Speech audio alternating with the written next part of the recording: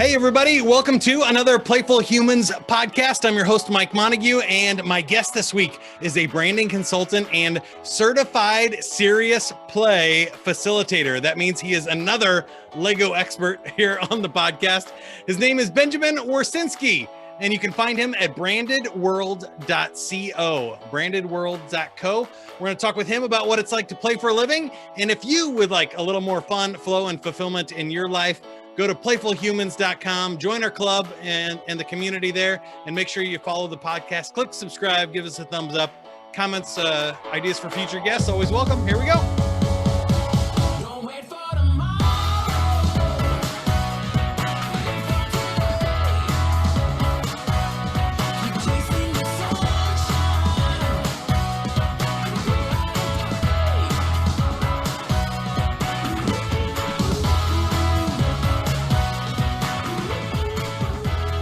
All right, Benjamin, welcome to the podcast. We like to start out with the joke of the week.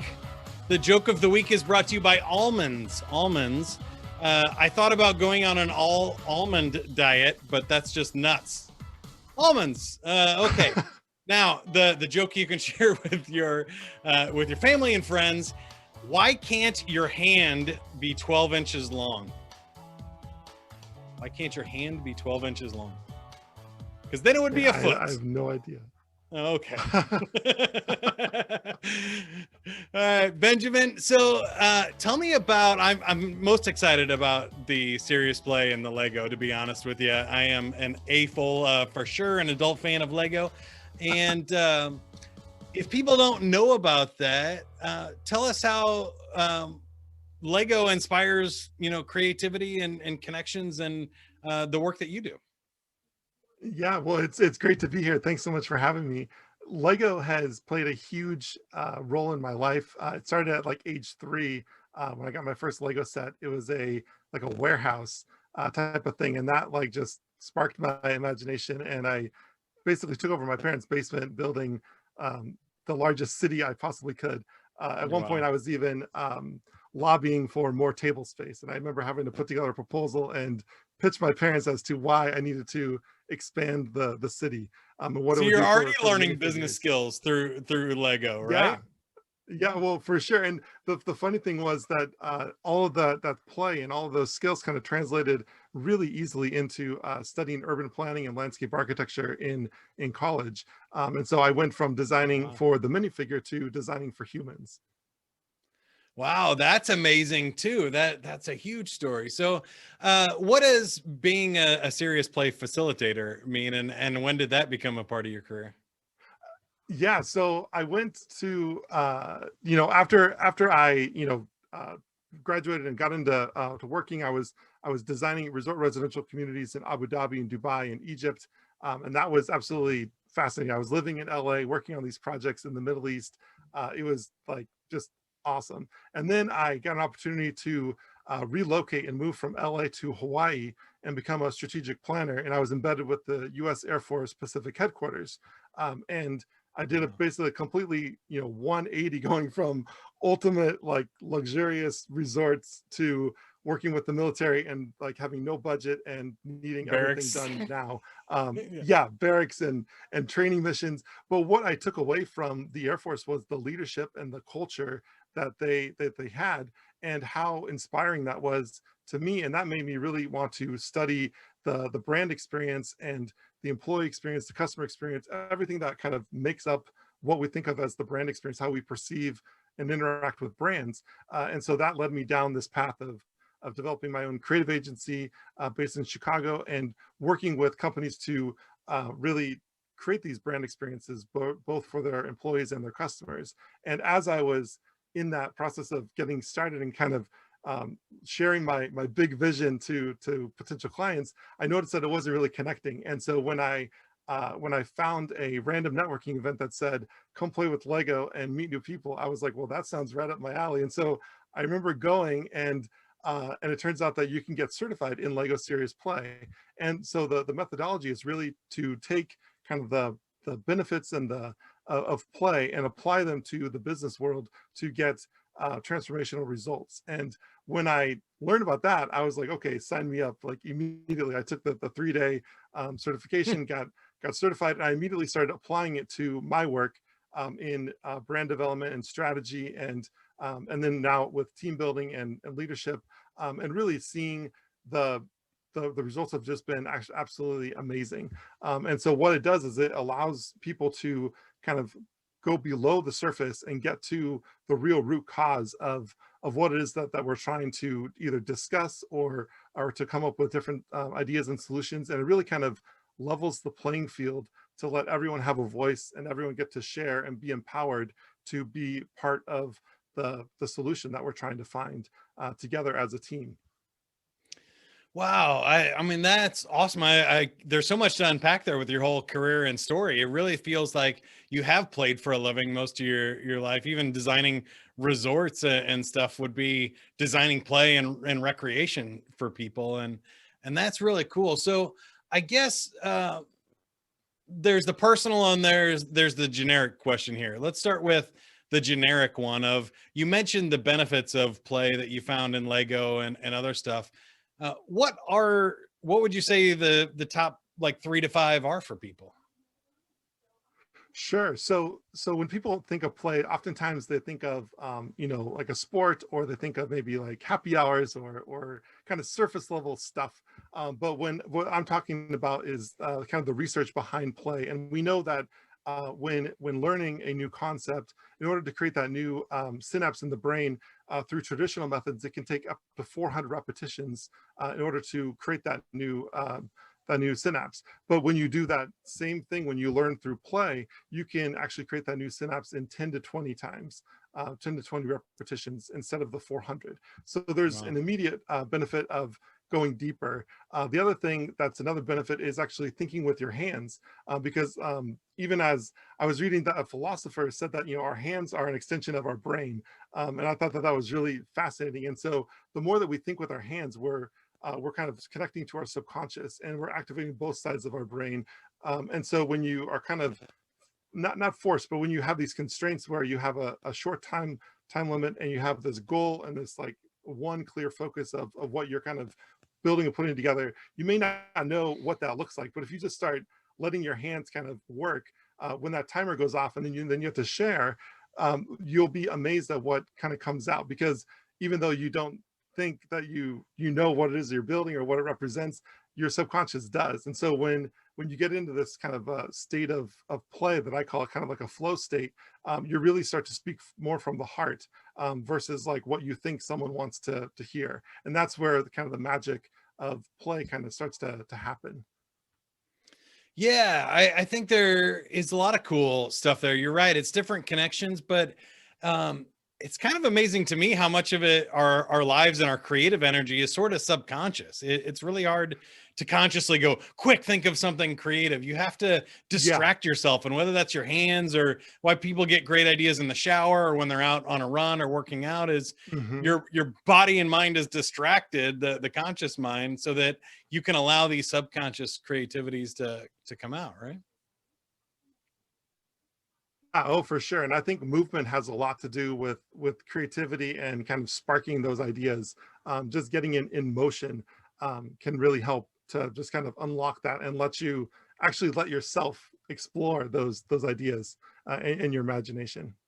And I saw on your website that you asked your community to describe what play means to them in one word. You can take more than one word because it's a podcast. But what does play mean to you, and how do you play personally? Yeah. Oh, I love that. Man, that's such a tough question, and I know it's a tough question for my audience. What the way that that question kind of came to be was, I had recently lost my dog due to medical and health conditions in early January, and so I wanted to find a way to honor him. And so I started asking my community, in one word, what does play mean to you? And I got this overwhelming like positive response of people just sharing on LinkedIn. And so I took all of those words and I designed them and put them onto a coffee mug. And so a portion of the proceeds from the coffee mug actually benefit the Hawaiian Humane Society, where we adopted my dog when we were living in Hawaii. And so when I think of play, I immediately think of my dog Emmett. and he's named after Emmett from the Lego movie. And so Nice. he just has kind of like, he just embodied the spirit of play. He just was kind of like boundless and like with energy, and just really like was just in this kind of happy mood all the time. And so when I think of play, I think about kind of getting into that state of being. So kind of that happy state, that kind of anything is possible, like kind of that limitless energy, and just kind of that like ability to create. Just ideas are just coming to you, and you're kind of in this flow state, or this state of play. Yeah, I agree with that. I think that's the best part of it for me is like you said, that loss of time and being fully present in the moment is so Yeah. much fun. I'm wondering, you said, the responses were overwhelmingly positive. I'm wondering, in all your work, have you seen any valid excuses not to play, or any unforeseen negative side effects, right? I mean, the more I think about it, play is like the perfect drug. It makes you like healthier and happier, and I mean, studies show it makes you sexier and all kinds of stuff too. I can't think of any side effects. Have you ever run into anybody that really had a legitimate negative experience or anything? It's so funny. Like when I was hosting in-person kind of networking events using Lego Serious Play, people would come up to me. They would sign up and come, and then they would kind of object to me like at the beginning, kind of saying like, I'm not sure about this. Like, what are we going to get out of it? And then like the same person, like 10 minutes into the session would be like, this is amazing. I never knew I was so creative. Like I've never thought of using Lego in this way to connect with one another and to meet new people. And so I think the biggest objection is not being willing to kind of try it and experience it.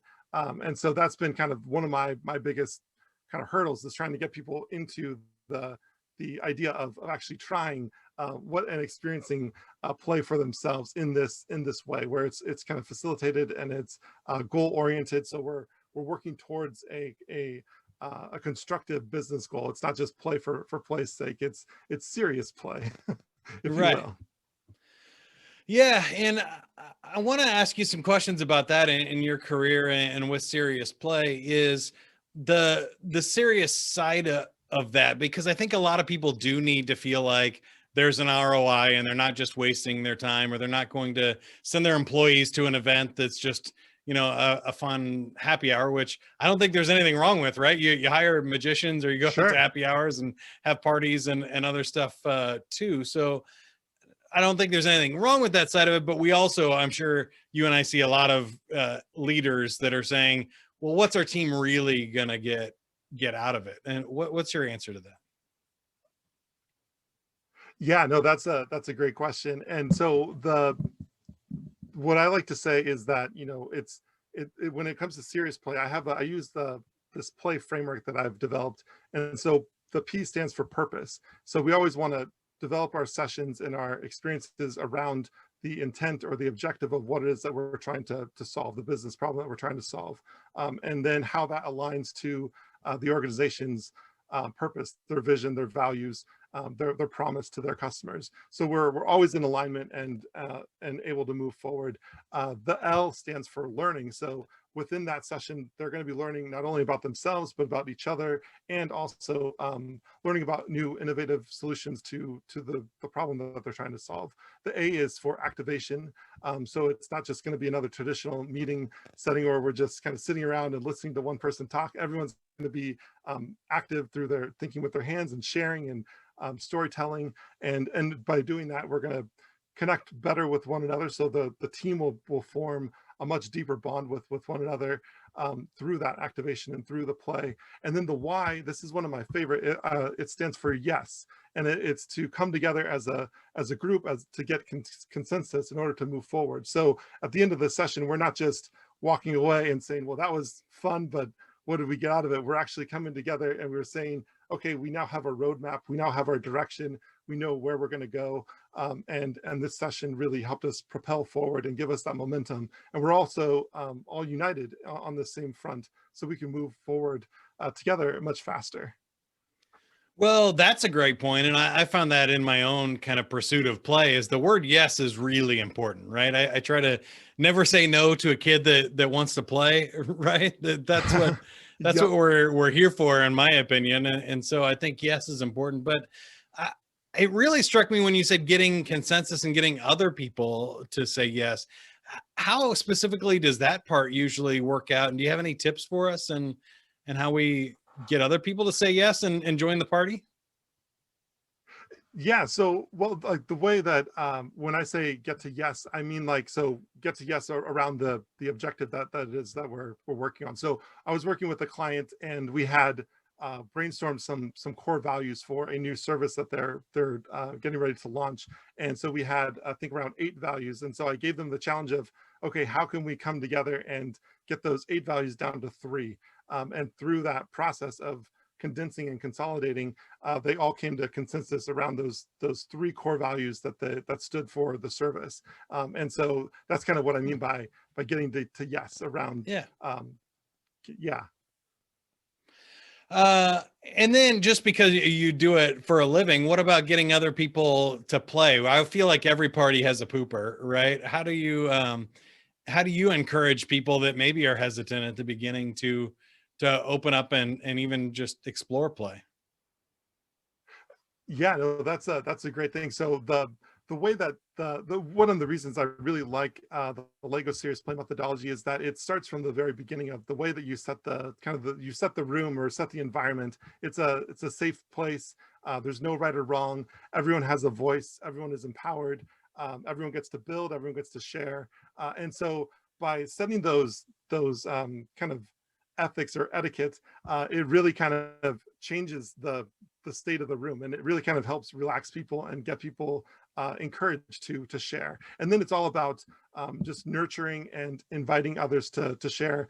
They may still be hesitant. Some people will say, you know, as we were doing kind of some skill building and getting used to the bricks and kind of getting familiar with the storytelling of that and learning about the metaphors, the representations of the bricks. Some people will be kind of they'll take a little bit longer to get comfortable with that. And so just continue to nurture and to encourage them. Hey, there's no right or wrong. Just share what it is that you think this represents. That just start kind of free flowing. And so getting into that again, that kind of state of play takes a little bit of time to walk them through to get into that. But once they're in there, then it becomes really fun because everyone can just kind of open up and you can see all the ideas kind of rushing to the group. And so that's where it gets to be a lot of fun.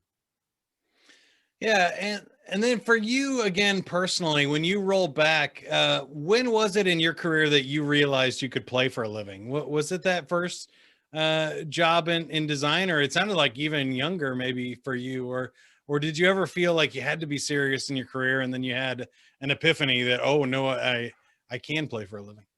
Yeah, no, that's a really good question. So it's really funny because while I spent the majority of my childhood playing with Lego, like obsessively, I was like the Lego maniac of my like neighborhood. Um, when I got into the design field, and I at first I was trying to bring Lego into my work, but my managers and the partners were just kind of like, "What do you like? No." Like, and so it just like the more I got into my career and moved up the ladder, the further and further away from Lego and from play I got. But the funny thing was that play for me is what sparks my design like kind of passion and the way that I approach design and creativity. So it was really kind of hard. I was given like you know the tool sets of you know to design online or to draw, and those were great, but I was missing like the thing. And so when I got into consulting with the Air Force, it got even harder because we weren't even able to really like draw because we of the type of work that we were doing. We were traveling all the time, and so we really were contained to our laptop and what could be on our laptop. And so it became even more of a challenge to be creative and to continue to come up with creative solutions for our clients without having like this tangible thing like Lego. And so when you know I was kind of getting to the point where I was kind of getting burned out on trying to deliver these creative solutions, but not being empowered or given the ability to actually use the tools that really like sparked my creativity. So there's kind of that disconnect. And so when I created my creative firm, I was doing the same thing as I was in consulting with like the military, and I was finding the same kind of problems. And then it wasn't until I discovered Lego Serious Play through that random networking event that like the light bulb went off, and I did like this full circle, and I like my childhood came like roaring back, and like yeah. So it just was I guess it was just kind of over time I just kind of realized that, well, wait a minute, play is actually what drives me. And so I need to use Lego at the core of everything I do, and that's how people are going to better resonate with me, and how I can better help them. Oh yeah, I think that's so great. And it's funny. I wonder if there's something that's like generic to people that had like happy, playful childhood, that they want to bring that more to their adulthood. But why do you think it is that so many people mess this up? Because as I see what you do for a living, branding, creativity, and play are three things that really people struggle with, and they should be naturally good at. So what's the disconnect? Does it just get trained out of us in school, or what have you found that is really holding people back from doing those three things well? I think that's a really good question. I think it does kind of get trained out of us in school. We're kind of taught like, recesses for play, and then school's kind of work, and school kind of imitates work. And when we get to work, we're just working, and we're going to meetings, and the meetings are kind of, everything just kind of feels kind of like work. And it doesn't have to be. Like, we can actually play during the meetings and be much more productive, and find much more creative solutions in like a 20-minute period using Lego Serious Play, versus sitting there and trying to brainstorm and write down like a list of words that means something. I just think there's other creative ways to be, and it doesn't matter what industry you're in. It applies to everything. So I think that's another kind of fascinating point about it. It's more about the action of getting into that state of mind in order to bring those ideas like into the company, for example. So I think but yeah, I'm not sure where it goes wrong. The other funny thing about working with the Air Force, we did a lot of facilitation and planning work with them. And so we would bring airmen together, and we would ask them to draw, or we would ask them to write. And they were so hesitant. They didn't want to like draw because they didn't want to make a mistake. We would give them pen, like markers, and they would be like, oh man, it's a marker. I don't want to draw on this. What if I mess it up? Or like, we'd ask them to like write down words, like, and things that come to them as we're developing the vision or the mission. And we had good intent behind it, but we weren't really connecting with them. And I wish we had Lego Serious Play when I was doing that work, because I think that intuitively they would have just been like, oh yeah, like, let me just build what I'm thinking in my head. I can't articulate it yet, but I need to just put something together, and I can tell you what this means. And so I think there's just a lack of, maybe it's just how we approach problems or problem solving, which we think that there's a kind of a traditional way versus kind of more of a creative or unconventional way. And I think that unconventional way actually can lead to better results. I think you just hit one of the things that makes Lego special, and I've never even really heard them talk about it that much, but it's really hard to break a Lego. Those little plastic things are strong, right? And yeah, for sure, if you mess up, you can always take it apart and put it back together again. That there really is, it's really hard to fail catastrophically at Lego, right? Because you can just start over. Yeah, it's literally, even when you drop a piece and it falls down the air conditioning vent, you can get another one, right? That actually happened to me. I dropped a piece down the vent thinking it would drop down the downstairs, and it never came out. That was the only piece that I've lost in my entire collection. That's awesome. So that's really magical to me. I think that is a special kind of thing, because everything else, like when you put paint on a canvas or something, when you can paint over it, but you're kind of like it's stuck there. And Lego, you can just pull them apart, start over. So Yeah, for that's sure. interesting. I wanted to ask you about brand though, because I think that's something that a lot of people mess up. A lot of people don't have a good grasp on, and it's sort of counterintuitive to people. So what is brand to you, and how do you help people? What are some of the common problems you solve for people with there? Yeah. So when I mean, like, so the kind of my passion for brand kind of came out of seeing the culture and the kind of the experience with the Air Force, and so understanding how they kind of develop their leadership and their internal culture really led me to understand kind of brand from the outside perspective. So I started studying companies like Starbucks and Disney, and what I realized is that what they did was even like Hertz. All I was using all the companies that I was interacting with on a daily basis: Hertz rental cars, Hilton hotels, Delta Airlines. They all kind of had their own little world. And some of them did it better than others, but all the different pieces that, like the touch points that we would connect to kind of develop, like created their world. And so that's where the term branded world comes from. It's kind of like an Oh, cool. ecosystem, if you will. So if you think about like Delta Airlines, this is a great example.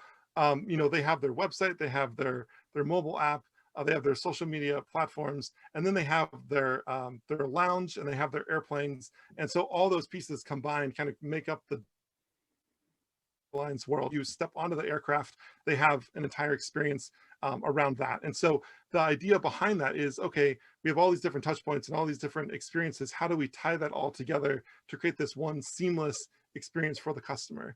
And then going further, it's how do we, on the back end in the operations, how do we create a seamless employee experience so that they can deliver this seamless customer experience? And oftentimes what you see from the customer side is very different than what's going on behind the scenes. So another great example is Disney. They have on stage and off stage in their culture. And so when you enter that Disney park, you are on stage, and everyone who works for Disney is a character, and they are on stage within that park. As soon as they go underground or behind the scenes, they're then off stage. And so I think that's a really interesting way to think about kind of your brand. What is your on stage? Is it just digital, or is it digital plus a physical component like a retail store or an office space, or even like hosting events? That becomes your physical space while you're there. And what does that experience look like? What elements are you going to bring in to tie that all together? And so I really focus on the foundation that I call like the brand DNA, getting your vision, your values, your brand promise, and your mission really cemented, and getting that clarity around that, because those things are going to drive everything else within your organization, because you want everyone to live up to those values and to live those values every day. You want to be able to explain to the customer what your promise is, and then actually deliver on that promise or over deliver on that promise. And you want to understand what your vision is, so you can connect not only your customers, but connect your employees and have them wanting to achieve that vision and work towards that vision. And so those are kind of the areas that I really kind of focus on at the beginning with a client. If they're in like a startup mode, or if they're maybe they're established, but they want to kind of refine or resharpen what it is that their brand stands for. I always think about Alexander Hamilton, and like him or not from the Broadway show, he stood for something, and so he kind of marked his like line in the sand, and that's what he stood for. And so then there became two sides of, you either like what he says or you don't, but at least he knew where he kind of stood. And I think that in branding, a lot of people make the mistake of being kind of generic and wanting to appease everyone. And when you do that, you kind of end up marketing to no one, because no one knows exactly what you stand for. So I would say kind of take that hard line in the sand, choose what you stand for, and then really rally around that, and get your fans and your customers to rally around that with you. And that's going to help you build out your tribe.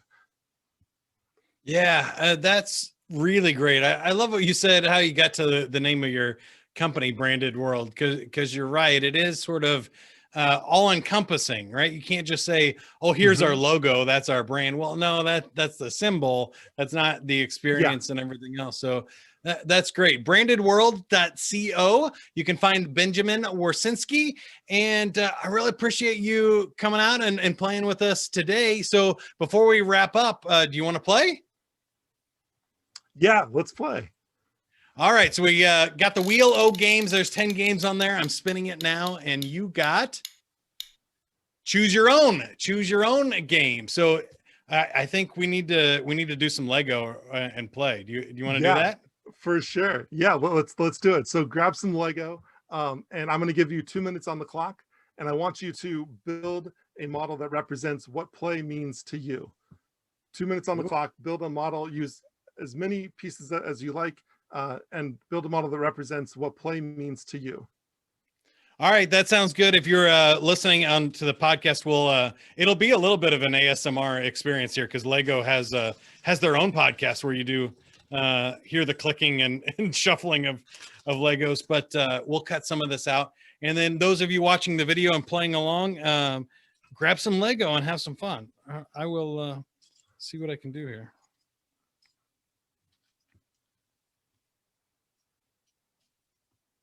The best part about it is, just working with your hands and just kind of, imagining whatever comes to mind.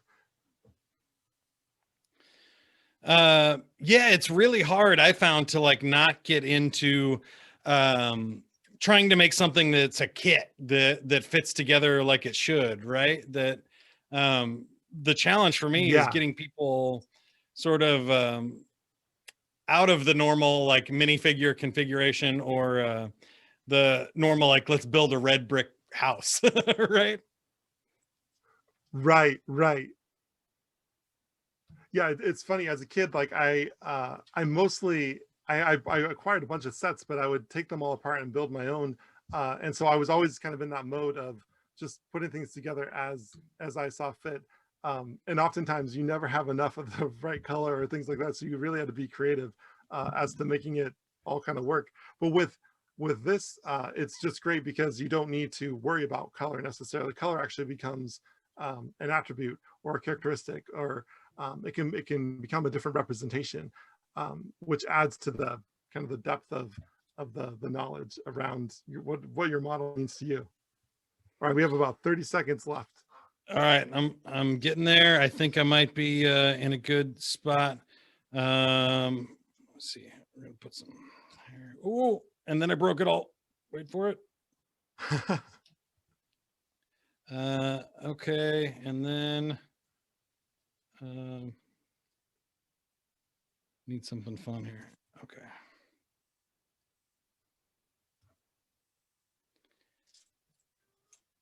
All right, and time. All right, I'll set that piece down. So all right, here's what I got. I got two people playing together, and I made a little seesaw. So I used the slope pieces there to make a seesaw, and then I was trying to find fun things to put in their hand too, because I feel like play has some sort of like dual, like you said, work to it there too. But and then I tried to get creative with my people. So the woman there has an unusual shape, and I made the guy extra tall by throwing an extra piece in there. So awesome. And then you said what play means to me. Cool. I actually did this once. So to be a little more impressive, this took more than 2 minutes. I was going to psych you out and just hold this up. Here's what I got. But it means fun and flow. So that's my minifig there with a microphone. And then I used the greebling technique to create a little vision board for myself there out of Lego. Very cool. Fun and flow. That awesome. Sums it up perfectly. Well, anything else asked of our audience, or anything you want to share? Anything I should have asked you and didn't? What are your final thoughts here? Oh man, no, this has been so much fun. Thank you so much for having me on the show. No, I can't think of anything. This has just been so much fun. It makes me want to go play with Lego myself. Oh, I'm definitely doing that. My wife's out for the rest of the afternoon having happy hour with the girls, so I'm gonna go build something for sure. Benjamin Warsinske, awesome. Check him out at brandedworld.co, and branding consultant, certified serious play facilitator for Lego. And if you want to learn more about Playful Humans, go to playfulhumans.com. We have a quiz and a community you can join of other adults looking for a little more fun, flow, and fulfillment in their life. Until next time, whatever you are, be a good one. Here we go. Don't wait for tomorrow. Live for today.